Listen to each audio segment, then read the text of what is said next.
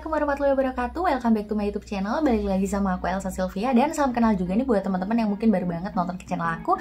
Jangan lupa untuk diklik dulu tombol subscribe-nya dan juga nyalakan lonceng notifikasinya supaya tahu kalau misalnya nanti ada video terbaru dari aku. Oke, jadi sesuai dengan judul yang ada di depan ya. Jadi aku kali ini mau ngobrol-ngobrol santai aja gitu. Nah, di sini aku mau cerita ya tentang percintaan aku dari yang awal banget sampai ketemu dengan Pak suami sekarang. Masa SMA, di situ aku menjalin hubungan nih sama seseorang gitu, dan dimana aku sendiri juga kenalnya itu di komunitas gitu ya.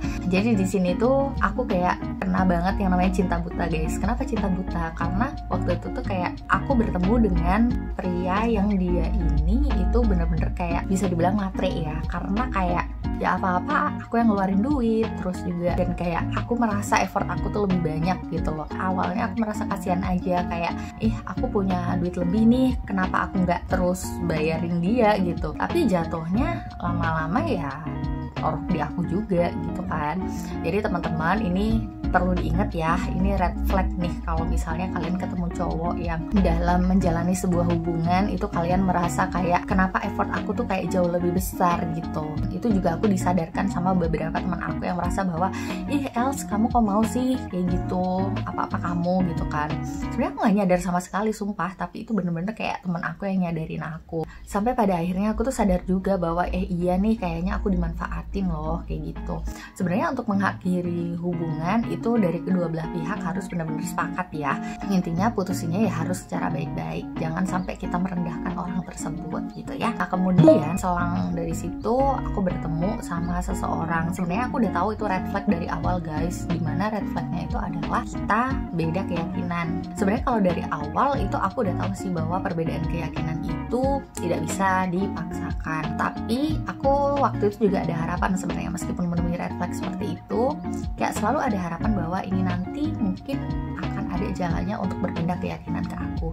Cuman kan namanya manusia ya, manusia tuh kita sangat susah banget berekspektasi sama mereka. Karena kalau kita berekspektasi sama manusia, itu yang ada hanya kegalauan yang timbul. Akhirnya kayak sering banget gitu aku posesif sama dia, karena saking takutnya dia tuh kecantol sama orang yang sekeyakinan sama dia gitu. Jadinya aku kayak posesif banget, dibilang menjengkelkan banget karena aku sangat amat posesif. Kita ditakdirkan untuk gak sama-sama lagi, dan itu benar-benar susah banget buat move on karena emang 5 tahun guys untuk menjalani hubungannya. Itu dari kayak kita kenal awal kuliah sampai dengan kerja gitu loh. Jadi bener-bener kayak saksi hidup gitu, dimana kita dari nol banget sampai udah dapat kerjaan. Nah, tapi dari situ ya udah kita putus. Soalnya sih sebenarnya nggak baik-baik juga sih. Pokoknya aku merasa korban banget lah saat itu. Yang mutusin juga aku sebenarnya. Tapi aku waktu itu berharap kayak ayo balik dong sama aku, balik dong gitu. Tapi ya nggak mungkin.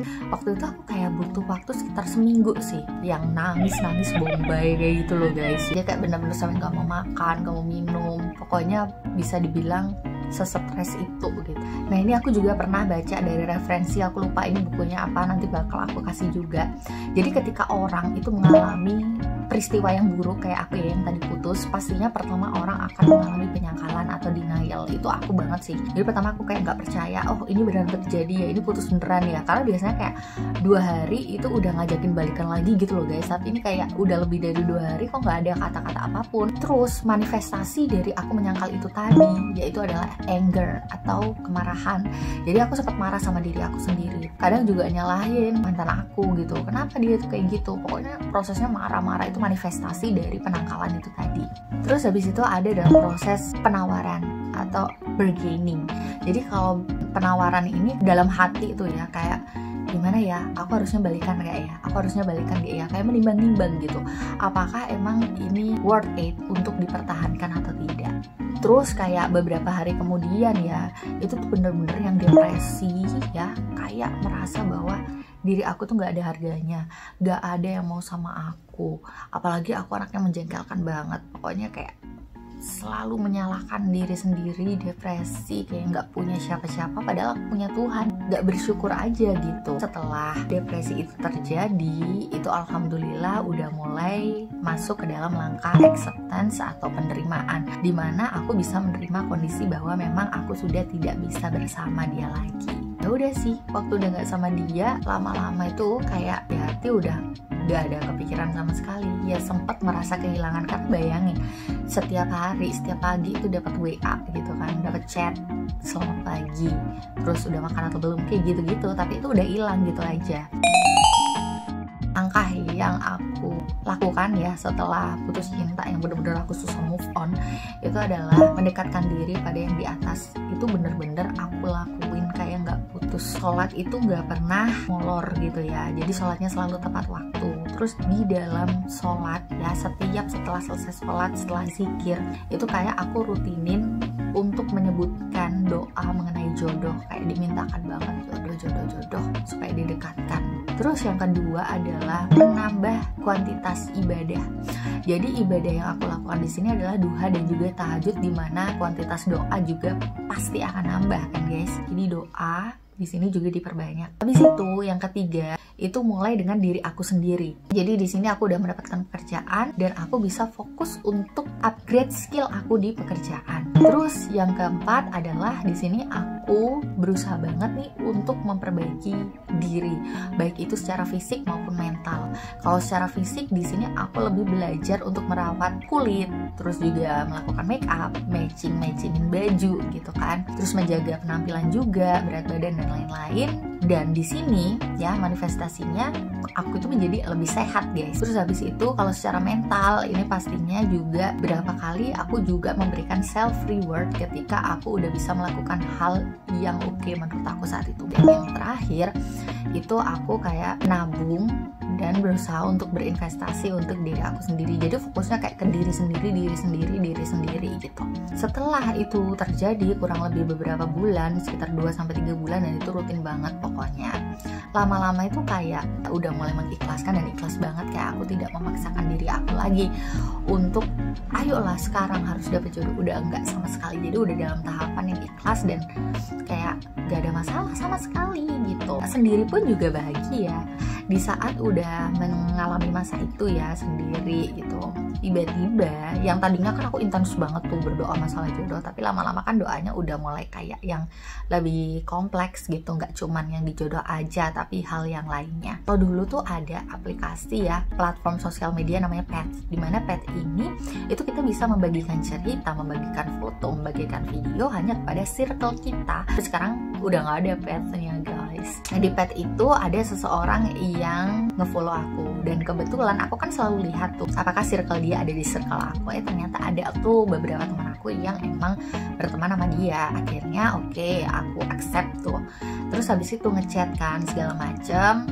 Dari situ tuh kayak ada ketertarikan gitu, yang itu tuh terjadi secara alami. Oke, jadi setelah kita menjalin hubungan gitu ya, berkomunikasi secara intens, terus habis itu dia juga baik banget ya, yang aku bisa bilang dia itu kayak perban guys. Jadi kayak luka aku yang tadinya itu nganga gitu ya, yang udah mulai sembuh, terus dia tutup tuh ya, dia sebagai perban yang bisa menyembuhkan total luka aku tadi. Dan aku berterima kasih juga meskipun pada akhirnya aku nggak sama dia gitu. Ini juga ada red flagnya sih guys. Aku tuh nggak melakukan background check dulu gitu sama dia. Jadi aku kayak percaya aja sama omongannya gitu. Padahal nyatanya juga ada sesuatu hal yang fishy gitu. Aku lihat gitu, karena beberapa kali dia tuh kayak posting foto sama anak kecil gitu. Yang di sini aku kira mungkin sepupu gitu, karena emang dia kayak kelihatan muda banget. Nah terus habis itu dia kurang mau untuk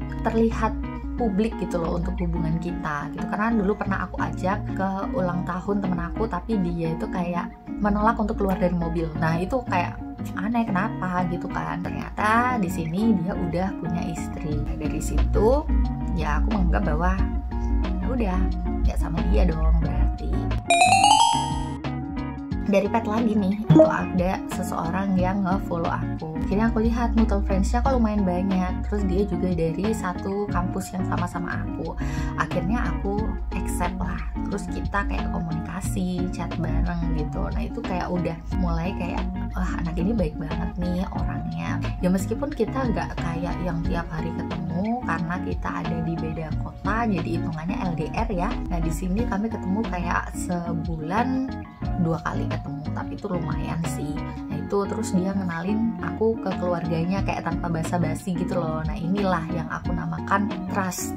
Jadi aku bener-bener menyimpan rasa percaya sama dia karena kayak kita baru ketemu beberapa kali kok udah dikenalin ke keluarga. Nah dari ketemu keluarganya, ternyata keluarganya kok sangat terbuka sama aku. Kebetulan aku juga bawa dia ke keluargaku dan keluargaku juga kok menerima dia gitu. Padahal kalau dari sejarahnya, dari papaku tuh kayak agak susah gitu loh menerima laki-laki yang deket sama aku. Selalu aja ada komen. Tapi dengan yang ini kayak mulus-mulus aja gitu kan. Nah dari situ aku kayak berpikir, wah, yang pertama dia udah kayak membangun trust sama aku karena udah ngenalin ke keluarganya, kayak gak ada yang ditutupin dong berarti. Terus yang kedua, dari keluargaku dan keluarga dia itu sama-sama kayak gak ada masalah, sama-sama saling setuju. Terus yang ketiga, hubungan yang sebelum-sebelumnya aku tuh jalannya kayak banyak banget kerikil, banyak banget batu gitu ya, tapi sekarang itu kayak dimudahkan, dilancarkan banget. Terus yang keempat, yaitu bukan tipe orang yang suka berjanji, jadi kayak gak ada kata-kata ayo pacaran gitu, gak ada sih, dia gak ada. Tapi kita udah menjalin hubungan, aku gak tahu itu namanya ya pacaran sih pasti ya, tapi cuman kita gak kayak yang gak jadi pacar aku gitu, gak ada sama sekali. Jadi pernah waktu itu kan dinner ya malam-malam di rooftopnya hotel karena kita jarang banget ketemu.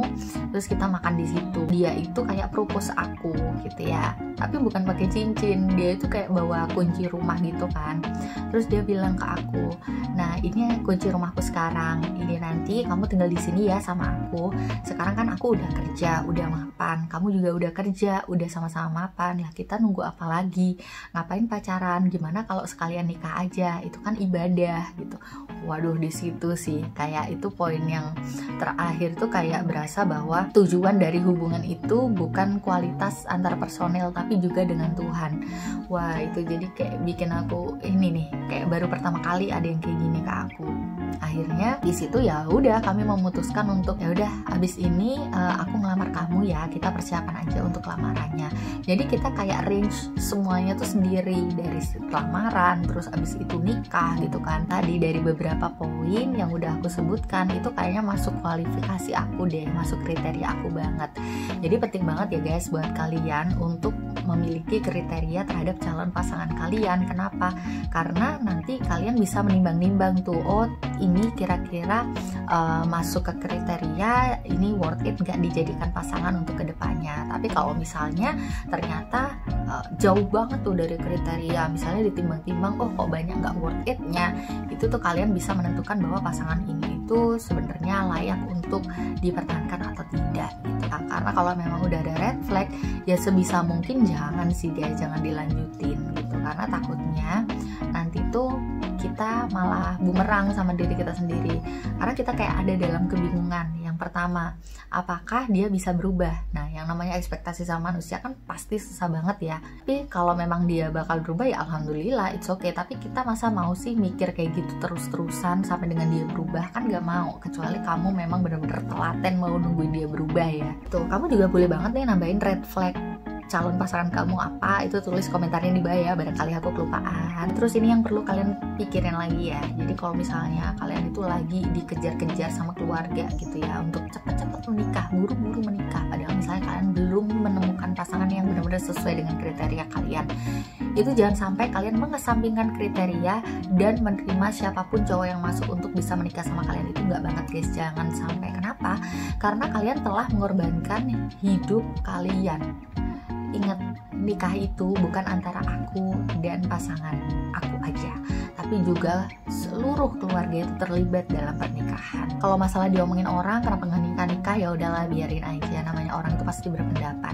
Apapun yang udah kita lakukan, kadang baik banget kita udah merasa diri kita nggak ada cacatnya, orang lain yang nggak suka kita itu udah pasti menemukan cacat pada diri kita. Bahkan bukan cacat pun, fitnah aja bisa jadi dilayangkan sama diri kita ya. Jadi kalau memang ada omongan orang ya, as long as kita udah berada pada jalan yang benar, dalam pakem yang benar, ya udahlah biarin itu berlalu aja. Oke, jadi itu tadi sharing-sharing dari aku ya di segmen ngobrol santai bareng Kak Els. Terima kasih banget buat teman-teman yang udah dengerin cerita aku dari awal sampai dengan akhir. See you on my next video. Bye.